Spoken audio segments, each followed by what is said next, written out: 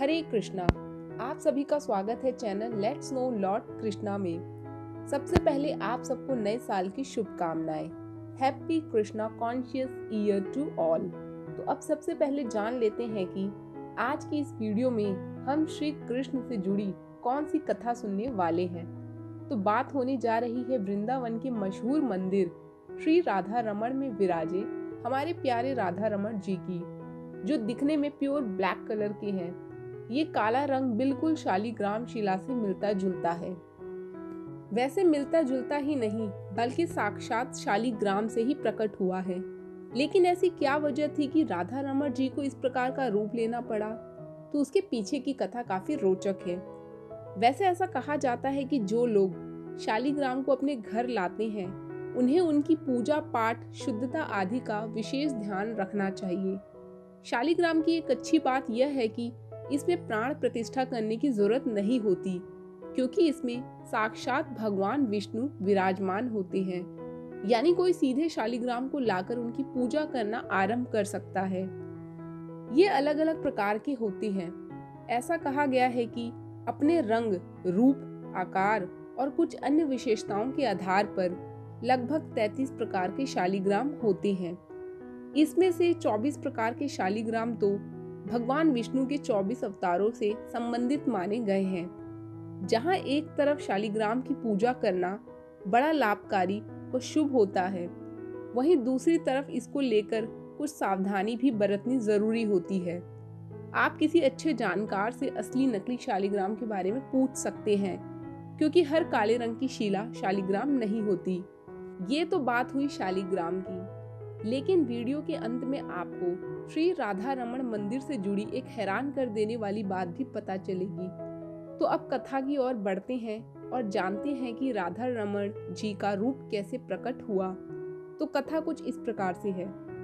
एक बार श्री गोपाल भट्ट गोस्वामी नेपाल में मुक्तिनाथ मंदिर गए, जो कि वैष्णव संप्रदाय के प्रमुख मंदिरों में से एक है।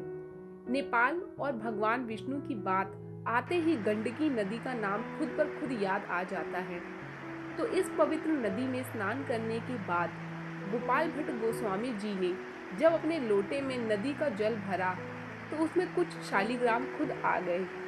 उन्होंने लोटे को खाली किया और दोबारा जल भरा, तो इस बार भी ठीक वही शालिग्राम आए। वैसे भी यह तीर्थ स्थान शालिग्राम भगवान के लिए प्रसिद्ध है। श्री गोपाल भट्ट को समझ नहीं आया तो उन्होंने फिर जल खाली करके दोबारा भरना चाहा। तीसरी बार भी वही हुआ और उन्होंने 12 शालिग्राम को लोटे में देखा। एक ही चीज जब बार बार हो तो उस पर ध्यान देना चाहिए। तो गोपाल भट्ट गोस्वामी उन 12 शिलाओं को भगवान विष्णु की कृपा समझकर अपने साथ वृंदावन ले आए, जहां वो बड़े प्यार और श्रद्धा से उन 12 शालिग्राम शिला की पूजा करते थे और रात होने पर सबको एक साथ कपड़े में बांधकर पीपल के पेड़ की शाखा पर लटका देते थे। अगली सुबह फिर उतारकर वैसे ही विधि पूर्वक उनकी आराधना करते थे। एक बार एक अमीर व्यक्ति आकर उन्हें भगवान जी के विग्रह के लिए बड़े सुंदर सुंदर वस्त्र दे जाता है। वैसे कहीं कहीं ऐसा उल्लेख है कि जब कोई उत्सव आता है तो वृंदावन में श्री कृष्ण के बाकी प्रसिद्ध मंदिरों में स्थापित विग्रहों यानी श्री कृष्ण की मूर्तियों को बड़े अच्छे से सजाया संवारा जाता है। उनको सुंदर वस्त्र आभूषण पहनाए जाते हैं। तो इस पर श्री गोपाल भट्ट जी के दिल में भी बड़ी इच्छा हुई कि काश उनके शालिग्राम भी विग्रह रूप में होते तो कितना अच्छा होता।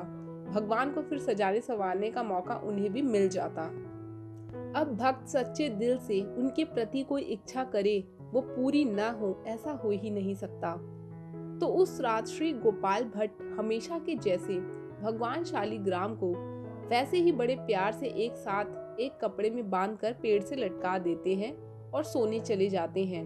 जब वो अगली सुबह उठते हैं और पेड़ से शालिग्राम जी को उतारते हैं तो उन 12 शिलाओं में से एक दामोदर शिला श्री राधा रमण के रूप में प्रकट हो गई। ये 1599 विक्रम संवत वैशाख शुक्ल पूर्णिमा का दिन था। ये घटना बेहद हैरान करती है कि कैसे अपने भक्त की इच्छा को पूरा करने के लिए वो एक पत्थर के अंदर से रूप लेकर प्रकट हो जाते हैं। वैसे खंबे के अंदर से भगवान नरसिंह रूप में भी पहले आ चुके हैं, और उनके लिए भक्तों के प्रेम से बढ़कर और कुछ नहीं है। अब इस विग्रह को देख श्री गोपाल भट्ट की खुशी का ठिकाना ही नहीं रहा। वो तुरंत रूप गोस्वामी, सनातन गोस्वामी और बाकी भक्तों को बुला लाए ताकि वो सब भी भगवान के इस विशेष रूप के दर्शन कर सके। हर कोई भगवान के इस रूप को देख हैरान और खुश था। इसके बाद वैष्णवों के आशीर्वाद को पाकर श्री गोपाल भट्ट गोस्वामी ने श्री राधा रमण जी की पूजा की। श्री राधा रमण विग्रह की पीठ को देखा जाए तो उसमें शालिग्राम का दर्शन होता है, जिससे साफ लगता है कि वो इसी से प्रकट हुए हैं। इसे ललित त्रिभंग रूप कहते हैं, क्योंकि श्री राधा रमण जी के इस विग्रह को देखने वाले को श्री गोविंद, श्री गोपीनाथ और श्री मदन मोहन तीनों के दर्शन एक साथ ही हो जाते हैं। अगर आप इस विग्रह को देखें तो भगवान का मुख यानी चेहरा गोविंद देव जी के समान दिखेगा, भगवान का वक्ष स्थल श्री गोपीनाथ के जैसा और चरण कमल मदन मोहन जी के समान दिखेंगे। तो तीनों के दर्शन का फल इस एक ही श्री राधा रमण विग्रह के दर्शन से मिल जाता है। राधा रमण जी की प्रतिमा के साथ राधा जी की प्रतिमा अलग से नहीं है, क्योंकि राधा कृष्ण दोनों को यहाँ एक ही रूप में पूजा जाता है। वैसे बाकी विग्रहों की तरह श्री राधा रमण जी वृंदावन से कहीं बाहर नहीं गए। बता दें कि आज तक गोस्वामी समाज द्वारा ही श्री राधा रमण जी की सेवा की जाती है। मंदिर में श्री राधा रमण के विग्रह के साथ बाकी की 11 शिलाएं भी स्थापित हैं और उनकी भी विधि पूर्वक पूजा होती है। जहाँ तक बात है रूप गोस्वामी और सनातन गोस्वामी की, तो यह दोनों ही श्री चैतन्य महाप्रभु के प्रमुख शिष्य थे। चैतन्य महाप्रभु भगवान कृष्ण के भक्ति अवतार थे। इन्होंने श्री कृष्ण भक्ति के लिए बड़े पैमाने पर प्रचार प्रसार किया था, जिसके चलते एक बार वो दक्षिण भारत की यात्रा पर भी गए थे ताकि श्री रंगनाथ के दर्शन कर सके, जिस दौरान उनकी भेंट वेंकट भट्ट नाम के भक्त से हुई थी। वो चातुर्मास का समय था, यानी वो 4 महीने जो ध्यान और साधना करने वाले लोगों के लिए बड़े अच्छे माने जाते हैं। इन 4 महीनों के लिए भगवान विष्णु योग निद्रा में चले जाते हैं। तो हुआ यह कि भक्त वेंकट भट्ट ने चैतन्य महाप्रभु को इन 4 महीने के लिए अपने घर पर ही निवास करने को कहा। दोस्तों, श्री गोपाल भट्ट वेंकट भट्ट के ही बेटे थे। उन्हें चातुर्य मास में श्री चैतन्य महाप्रभु की सेवा करने का मौका मिला जब वो सिर्फ 11 साल के थे। गोपाल भट्ट जी तो महाप्रभु के साथ ही वृंदावन चले जाना चाहते थे, लेकिन महाप्रभु ने उन्हें आशीर्वाद दिया और शिक्षा दीक्षा लेने और माता पिता की सेवा करने को कहा। साथ ही कहा कि माता पिता के देहांत के बाद वो वृंदावन जाकर रूप गोस्वामी और सनातन गोस्वामी के साथ रहें और उनकी मदद करें। इतना ही नहीं, महाप्रभु की ही ये इच्छा थी कि श्री गोपाल भट्ट गोस्वामी गौड़ी वैष्णव संप्रदाय के अगले गुरु के रूप में सामने आए, यानी श्री चैतन्य महाप्रभु के प्रमुख शिष्यों में से एक होने के साथ वो वृंदावन के 6 गोस्वामियों में से भी एक थे। और इनकी कृपा से ही आज हम सबको श्री राधा रमण मंदिर में राधा रमण जी के दर्शन करने का सौभाग्य मिला। वैसे वृंदावन के इस मशहूर मंदिर से जुड़ा एक और रहस्य भी आप सब जान लें।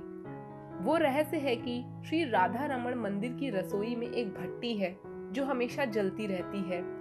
ये पिछले करीब 477 या 478 सालों से ही जल रही है। ऐसा कहा जाता है कि इस अग्नि को खुद श्री गोपाल भट्ट गोस्वामी ने ही मंदिर में वैदिक मंत्रों की शक्ति और हवन की लकड़ियों को घिसकर प्रज्वलित की थी। तो दोस्तों, ये थी श्री राधा रमण मंदिर की कथा। और अगर आपको वीडियो पसंद आई हो तो इसे प्लीज लाइक और शेयर करना ना भूलें। साथ ही channel let's know Lord Krishna को भी सब्सक्राइब कर दें। धन्यवाद। हरे कृष्णा।